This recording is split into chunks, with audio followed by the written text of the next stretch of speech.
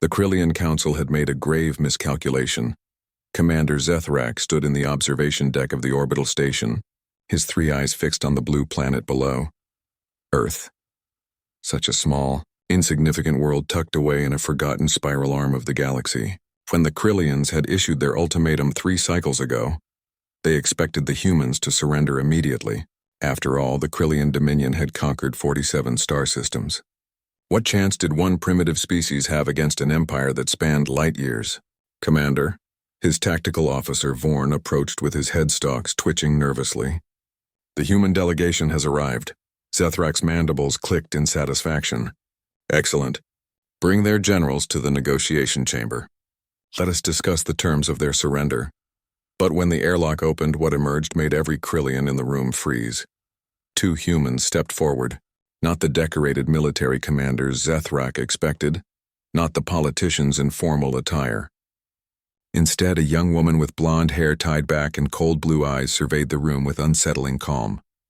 Beside her, a tall man with a scar across his jaw smiled. Actually smiled, as if he just walked into a carnival instead of an alien warship. "I am Lisa Chen," the woman said, her voice flat and emotionless. "This is Max Rodriguez. We represent Earth's response to your ultimatum." Zethrak's translator struggled with her tone. There was something wrong about the way she spoke, something that made his scales prickle with ancestral fear. "Where are your generals?" Zethrak demanded. "Where are your leaders?" Max laughed, and the sound echoed wrong in the sterile chamber. "Oh, they're back home, buddy. See, they realized something important. You don't send politicians to deal with a war. You send soldiers." He paused, his grin widening. "And Earth? We've got the best soldiers you'll never want to meet." Lisa stepped forward, pulling up a holographic display from her wrist device. "Your species has been at war for what, 2,000 of your years?" "Impressive," her eyes never blinked. "Humanity has been at war with itself for our entire existence. 10,000 years of non-stop conflict. We've perfected violence. We've made an art of destruction." Vorn's translator chip sparked. "Impossible. Your species would have destroyed itself." "Almost did," Max agreed cheerfully. "Multiple times, actually. Nuclear weapons, biological warfare, engineered plagues. We came real close to extinction at least 6 times in the last century alone." He leaned against the conference table with casual disrespect. "But here's the thing about humans, we're stubborn. We survive. And more importantly," his expression shifted, something predatory flickering behind his eyes, "we learn." Zethrak activated the room's defensive protocols, energy shields humming to life. "You dare threaten us? We have weapons that can crack your planet like an egg." Lisa tilted her head, the gesture eerily mechanical. "Yes, we know. We've studied your military doctrine. Very conventional, very predictable." She tapped her display, and footage began playing. Krillian battle formations, ship movements, tactical patterns from their previous conquests. "You fight with honor, with rules, with strategy that follows logical parameters. That's how civilized species conduct warfare," Zethrak insisted. "Exactly." Max's smile disappeared entirely. "We're not civilized." "Not really. We wear the clothes, we say the right words, but underneath." He pulled a small device from his pocket, something that made every scanner in the room scream warnings. "We're the species that invented the Geneva Convention because we needed rules to stop us from doing the most horrific things imaginable to each other. And you know what? We break those rules constantly." Lisa continued as if they'd rehearsed this. "Your previous conquests failed because they tried to fight you conventionally. They met your fleets in open space. They engaged in honorable combat. They lost." Her finger traced across the display. "Earth's military command reviewed your tactics. They asked themselves, what would terrify a species like the Krillians? Nothing terrifies us," Vorn spat. "Wrong." Max's voice dropped to a whisper. "Chaos terrifies you, unpredictability. See, we humans? We fought enemies that used guerrilla tactics, asymmetric warfare, terrorism, psychological operations.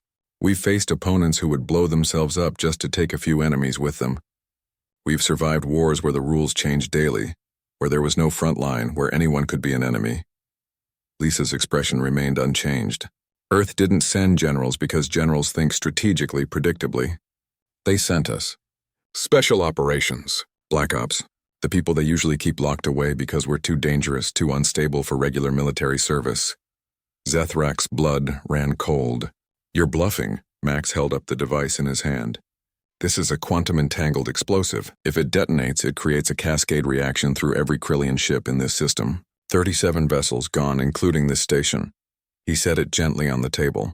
And before you ask, yes, we're willing to die. That's another fun human trait. We're really good at sacrificing ourselves. You're insane, Vorn breathed. Now you're getting it, Lisa said. And for the first time, something like emotion crossed her face. A flash of savage satisfaction. Earth didn't send soldiers. We sent the ones who volunteered for suicide missions. The ones who scored too high on aggression tests. The ones who smile when they hear combat alarms instead of feeling fear. Max leaned forward. Here's Earth's counteroffer. You leave our system in the next 6 hours, or we show you what humanity does when we stop pretending to be civilized. We've seeded biological agents on your colony worlds. We've infiltrated your command structure. We have operatives ready to turn your empire into a nightmare that will make your spawn wake up screaming for generations. You can't. We already have, Lisa interrupted. 3 of your colonies are experiencing mysterious equipment failures. Your flagship's life support system has been compromised. Your homeworld's orbital defense grid has 17 backdoors in its code. She smiled, and it was the most terrifying thing Zethrak had ever seen. We humans were patient. We'll wait decades for revenge. We'll sacrifice millions to save billions. We'll burn down our own cities if it means taking our enemies with us. Max stood, straightening his army jacket. So, Commander Zethrak, here's the thing about sending psycho killers in army suits instead of generals. We don't care about honor or strategy or winning elegantly. We just care about winning. Period. By any means necessary. The 2 humans turned toward the airlock. 6 hours, Lisa called over her shoulder. After that, we stopped being nice. As the airlock sealed behind them, Zethrak collapsed into his chair, every instinct screaming danger. Vorn looked at his commander with all 3 eyes wide. What do we do? Zethrak stared at the device still sitting on the table, its lights blinking in an irregular pattern that seemed almost mocking. He thought about his mate, his offspring, his homeworld. He thought about the cold certainty in those human eyes. Prepare the fleet for immediate withdrawal, he whispered, and send a message to the High Council. Earth is to be quarantined indefinitely. Mark it as a forbidden zone. But Commander, we outnumber them. It doesn't matter, Zethrak said, his voice hollow. You can't defeat an enemy that's willing to destroy everything, including themselves, just to ensure you lose. The humans aren't soldiers. They're something far worse. Vorn's headstalks drooped in confusion. What are they? Zethrak watched the human shuttle depart toward the blue planet below, carrying its cargo of controlled insanity back home. Survivors, he said finally. They're survivors, and that makes them the most dangerous species in the galaxy. The Krillian fleet withdrew within 5 hours. Earth remained unconquered.